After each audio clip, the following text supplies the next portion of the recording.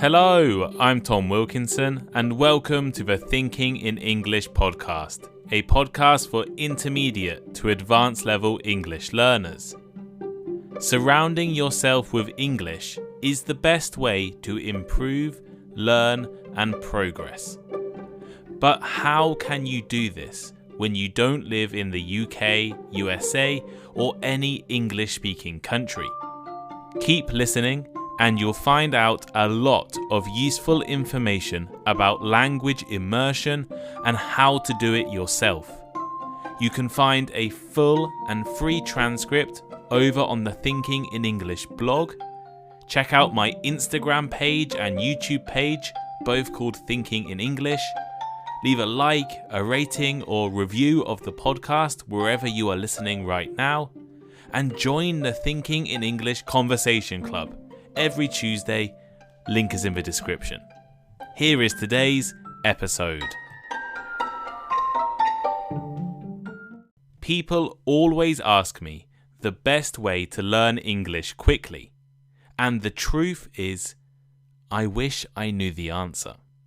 I've been studying Japanese on and off for over 6 years now, and I've struggled with motivation and gaining enough vocabulary to become a truly advanced speaker. We all want a method that will magically speed up the English learning process, to go from nothing to everything with the least amount of effort possible.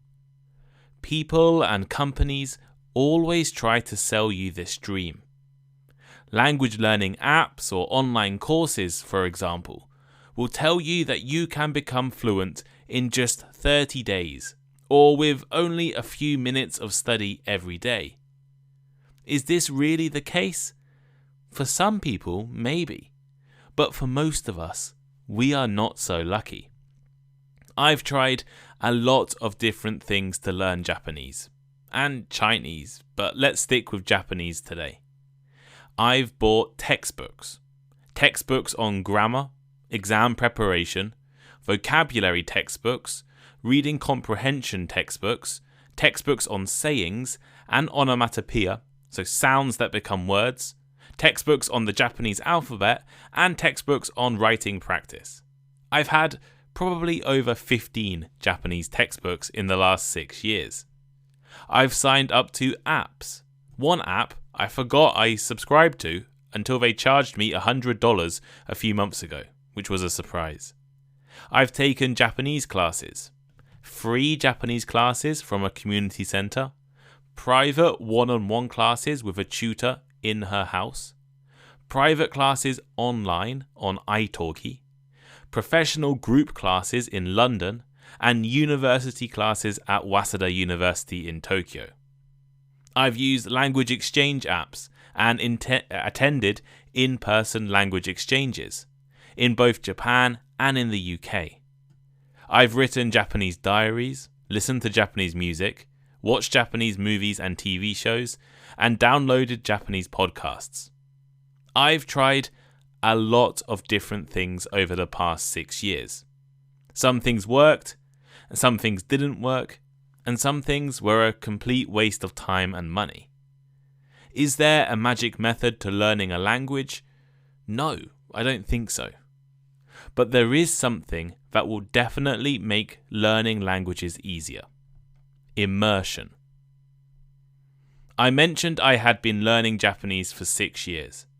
I only started learning after getting a job in the country and had no interest in Japan or the language before I moved there in 2016.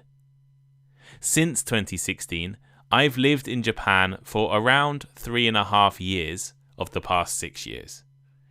And this gave me an advantage to learning the language. I was able to immerse myself. At the same time as taking classes at a community center and spending hours and hours studying my textbooks, I was able to surround myself with the language. And this is the key principle of language immersion. Immersion learning focuses on learning English or any language in the most natural way. It means to build your vocabulary and knowledge of English through natural exposure, by interacting with English in your everyday life. By surrounding yourself with the language you are studying, you can have constant exposure to learning. If you just study English in a classroom, this is not immersion. But if you live in an English world, speaking English with your family, watching English movies, listening to English podcasts, reading English books, cooking with English recipes, learning English becomes easier. Now, it's easy for me to say this, learning English becomes easier. But does it really? Well, let's take a look at some of the research. Language learning immersion, in the traditional sense, occurs in two main ways: through bilingual education at school or a study abroad experience. And there are a number of different studies that show students who study languages in these immersive settings reach higher language levels than students who are educated in a non-immersive setting. For example, Kinginger in 2011 shows how study abroad experiences are enhanced through immersive learning, and Cummins in 2009 found similar things with bilingual education. However, immersive learning is not enough by itself. It works best in highly motivated students who are motivated to join the culture of the language. For instance, an English learner who would be most motivated to learn English when they intended to join an English-speaking culture. For example, live or work in the UK, make friends in the USA, something like that. This is why we learn languages best in the country where that language was spoken. You would learn English more effectively in the UK or USA, and I should learn Japanese more effectively in Japan. When I lived in Japan, I wanted and needed to speak Japanese, not for fun, but because I wanted to speak to people and share my thoughts and opinions. I wanted to form relationships and friendships. And by being in an immersive environment, by being surrounded by the language, I had the opportunity to learn all the time while I was the most motivated. For English learners, the same is true. If you are motivated to study the language because you want or need to live, work, or study in an English-speaking environment, your motivation should be higher. In addition, immersion seems to be especially powerful for young children. If you have listened to my episode with previous podcast guest Honoka, I'll try to remember to leave a link in the transcript, you will realize that she achieved her excellent level of English thanks to childhood immersion. She was raised in a bilingual environment, watching English language TV and reading English books, despite living in Yokohama, Japan. Immersion is a good strategy. That is clear. But is it possible to do at home? It is impossible for many people, and many of you listening right now, to move to an English-speaking country and fully immerse yourselves in the language. You have to think and worry about money, work, families, visas, and more. But don't worry.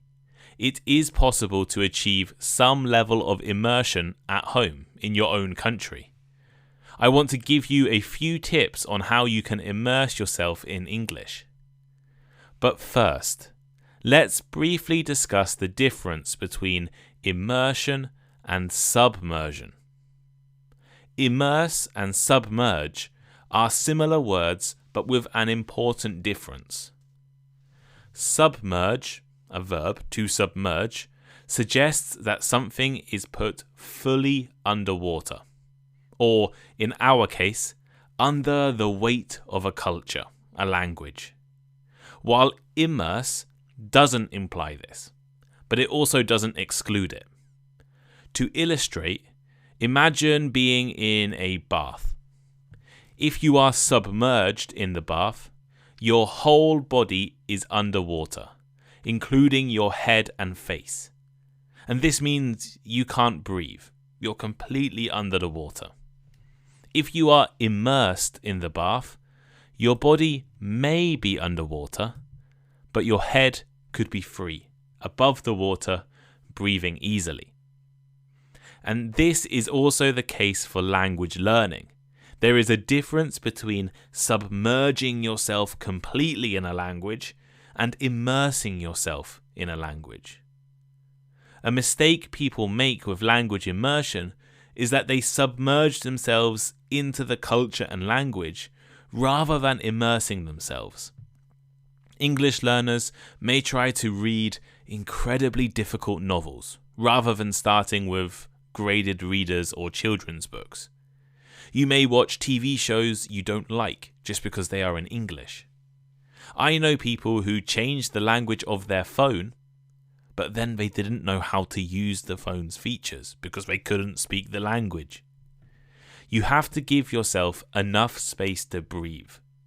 Think of a swimming pool. Swimming pools will have a shallow end for less confident swimmers and a deep end for experienced people. If you jumped in the deep end with no ability to swim, you would struggle and maybe drown. When immersing yourself, make sure you surround yourself with English that is of your ability or a little more difficult. In 2016, I moved to Japan with zero Japanese. I didn't immediately try to discuss philosophy in Japanese or write a scientific paper. Of course not. In fact, I didn't even try to have conversations with strangers in Japanese for the first maybe 6 months of living in the country. Instead, I studied incredibly hard. Every day I would use my textbooks and twice a week take classes at the community centre. But at the same time, I would try to immerse myself even as a beginner. I would sit in a local cafe or restaurant and listen to conversations. Now, I couldn't understand anything, not at all. I was a beginner. I was listening to the sounds people were making. I was trying to hear the syllables of the words. Notice where one word ended and the next stopped. And then repeat these sounds in my head. Because this is one of the key challenges of learning a language, is mastering the sounds and way of speaking in that language. And I still do this today. I still sound out words when people say them to me in my own head. Eventually, I was able to increase my language ability, and I could start reading books and watching TV shows in Japanese. But I read books that I could manage. In English, I like to read things like philosophy or history or science. In Japanese, I started with graded readers designed for learners. Then I moved on to children's books for Japanese children and parallel readers, both in English and in Japanese. Even a few weeks ago, I was sat in a Japanese cafe in Tokyo reading a children's version of Gulliver's Travels. And when I watched TV in Japanese, I watched first using English subtitles. Immersing yourself in a language doesn't mean straight away cutting out your native language and only using English, for example. It means to put yourself in an environment where you can learn effectively and naturally. Think about your own level and how you can add English into your life. It took me years to walk into a Japanese bar with confidence and start speaking to a stranger. But I used to join language exchanges and conversation clubs in the first year or two of learning to practice and become confident. Find the best method for your language level and don't jump in at the deep end. So Can you achieve immersion at home? Well, yes. I mentioned my friend and previous podcast guest Honoka already in this episode. She is a fluent English speaker, thanks to the immersive environment she was raised in. Well, how can you achieve this too? Challenge yourself, but not too much. The most important step to language immersion is surrounding yourself with English. This depends on you and your interests, but it could be English TV shows, movies, podcasts, music, books. You could download an English language news app and get your news in English. You could read an English newspaper every day. You could change your video game language to English. You could message your friends in English. You could write an English diary or journal. You could cook using an English language recipe book. There are countless ways to surround yourself with English. I am currently trying to make thinking in English a more immersive experience for all of you listening. As well as hearing my voice every day and reading the transcripts, I also want you all to comment on my Spotify, Instagram, and YouTube. I run a conversation club, a very cheap conversation club. At the moment, it's just $5 a month. So you can all discuss the episodes and other topics in English. And I have a Discord server for my subscribers who can join and talk with each other in English. People from all around the world, Poland, Japan, Brazil, talking to each other in English. Maybe you could try commenting on other podcasts and YouTube videos. Maybe try to take an online course in English. A free one from Coursera would be an excellent way to increase the amount of English in your life. Speak, listen, write, and read in English as often as possible. That is immersion. By surrounding yourself with the English language, you are forcing yourself to use it and become more confident and comfortable. You will also start to copy and understand the language on a deeper level. As I mentioned already, you need to be realistic when immersing yourself. If you need to read the news for your job, maybe don't use English language newspapers. You might be slow or make mistakes. If you are just starting to read English books, don't go and try and read some advanced philosophy. Surround yourself with English that is just a little more advanced than your level. You want English to be challenging, but you don't want English to be impossible. Keep studying. The next tip is to keep studying. I have learnt this from personal experience, both as a success and as a failure. At the same time as watching English movies and TV shows, listening to English music and podcasts, and immersing yourself in English, you need to also be studying the language. Keep attending classes or using your textbook. Notice the mistakes you make, the words you learn, or the sentences with interesting grammar, and study these things at the end of the day. The first time I lived in Japan, my language ability consistently and constantly improved. I studied every day while immersing myself in the culture. The second time I lived in Japan, just recently, my language ability didn't improve that much, despite immersing myself all the time. In fact, I immersed myself more than the first time, by far. I had Japanese friends who only spoke Japanese, and I would go to cafes and bars and speak to strangers all the time. I would speak Japanese every day, but I rarely took classes. I rarely picked up a textbook, and I didn't improve or reach the level I wanted. Unless you are incredibly gifted, you need to combine immersion with studying.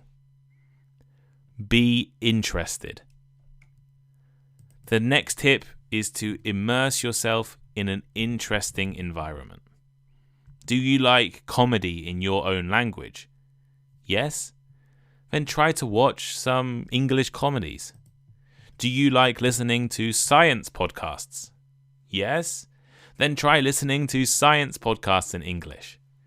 Do you like video games? Then play video games in English. Think of what you like to do and then do it in English. That is the key to avoiding feeling submerged in the language. If you have no interest in the news in your own language, are you sure you're going to enjoy reading it in English? If you don't like horror movies in your own language, you probably won't like them in English. Do the things you like, and don't force yourself to do things you don't like. I always remember my colleagues, when I was teaching English in Japan, telling me that I needed to watch Japanese anime. It's the best way to learn, they told me. I had never watched a single episode of anime before I moved to Japan, but everyone told me I needed to watch it to learn Japanese. So I tried. I tried watching the first series I found on Netflix. I can't remember the name, but it was one of the few on Netflix with English subtitles. So I tried watching this series and I was bored. Then, a few months later, I went to the movie theatre to watch an anime movie, and I fell asleep. Although I've now found some Japanese shows that I do like, at that time I had no interest in it, and it didn't help me to learn. But I found that I enjoyed turning the news on every day and watching that, or at least listening to it in the background. Because I like the news, I like current affairs, I like current events. By doing things you find interesting, you will be able to keep a higher level of motivation and find it easier to study. You will be able to immerse yourself more successfully in a language.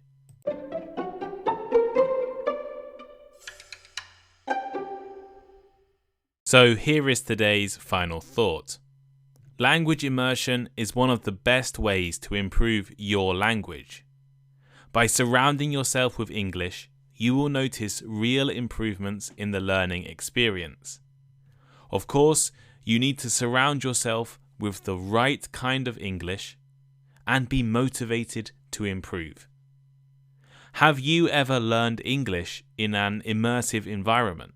Have you ever studied abroad or lived in a foreign country? How do you include English in your home life?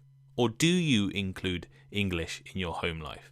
Let me know by leaving a comment on Spotify, a comment on the Thinking in English blog where the transcript is, or send me a message on Instagram. I love to hear from all of you. My Instagram has just hit 10,000 followers, which is incredible. Can we get to 11,000 before the end of the year? I hope so. So please go and subscribe or follow me over on Thinking in English podcast on Instagram. And I'm also on YouTube. And we are incredibly close to 1,000 subscribers on YouTube. So click the link in the description and go and subscribe on YouTube. We currently have 2 main series on YouTube. One is a full audio version of the podcast. So the exact same thing you're listening to right now, but on YouTube. And the second is a read-along version of our podcasts. So the read-along version is extra special because you can read the transcript and see some vocabulary, facts, and images on the screen at the same time as listening. So go over to YouTube, check out the different videos, give me recommendations on what kind of videos you would like to see on YouTube in the future. And if you love Thinking in English, join the Patreon. In fact, even if you kind of like Thinking in English, join the Conversation Club. Every Tuesday at 12 p.m. and 6 p.m. UK time, we run a Conversation Club. In fact, I'm recording this just a few hours after our second Conversation Club on Tuesday, the 13th of December. We had an incredible Conversation Club. Today, our topic was the year 2022. So we discussed our experiences and our challenges and our achievements over the past year. We talked about everything from Indonesian horror movies to learning tennis to listening to Thinking in English. Right? We talked about so many interesting things. There were members from Japan, Indonesia, China, Taiwan, members from Italy, Germany, Poland, Russia, Brazil, Colombia, Mexico. People from all over the world joined. So if you're interested in improving your English, please consider joining the Conversation Club. And I want you all to join now. It's only $5 right now.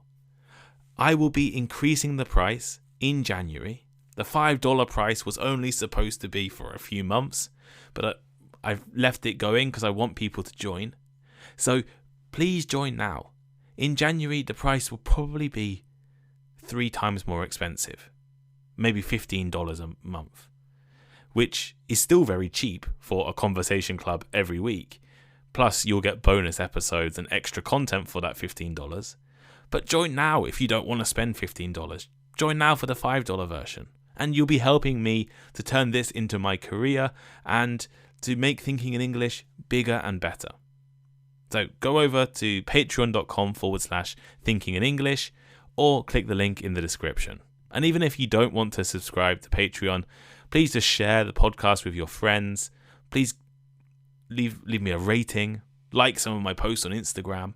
Just send me a nice message, because it's scary when you're starting a new business, when you're trying to do something by yourself. And the support from all of you, people subscribing to me on Patreon, people sending me lovely messages, is the most important thing.